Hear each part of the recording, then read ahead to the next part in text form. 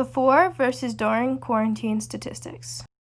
About the survey. This survey included questions about how quarantine has affected people's daily lives. I posted a Google form on my Snapchat and got a total of 40 submissions, meaning the sample size was 40.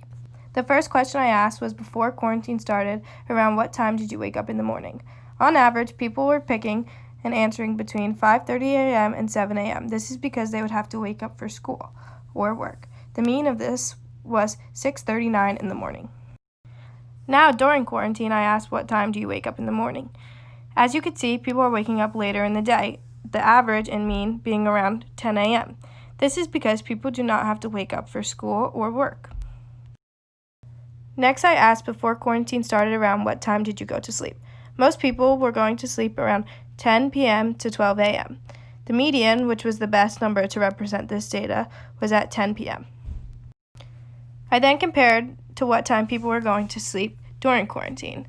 As you can see, the mode was 2 a.m. Therefore, people are going to sleep much later than they were beforehand. Summing up the two times of when you went to sleep and when you woke up, I did how many hours of sleep did you get a night before quarantine started.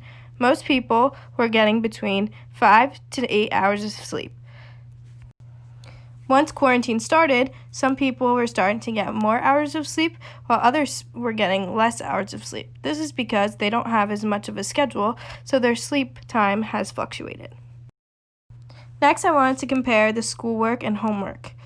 Before quarantine started, a lot of people's days consisted mainly of school and homework. Some people even had 13 hours of schoolwork. Now, during quarantine, a lot of people have spent less time working on schoolwork, the mode being 2 hours a day. Therefore, since quarantine started, we have not been in school or doing as much work lately. Next, I compared on average how many hours of physical activity did you do before quarantine started. Most people did an amount of 3 hours a day. This had to do with sports and other outside physical activity. Now during quarantine, people are still staying active, but the hours have gone down. I think this is because high school sports are not happening right now, so this is a lot of hours lost of people being active. This question was the most interesting to me, and that was, on average, before quarantine, how many times a day did you see your friends outside of organized activities? Most people saw their friends up to 6 or 7 days a week. Now, during quarantine, I asked how many days a week you see your friends. I thought this was interesting because the modes were 0 or 7 days a week. These numbers are complete opposites. This shows that some people aren't allowed to see their friends and have it, while others, parents, are letting them see their friends and go out. The last comparison I made was how many hours a week did you work before quarantine? The average of the answers was about 12.5 hours a week. However, all of these numbers were very different.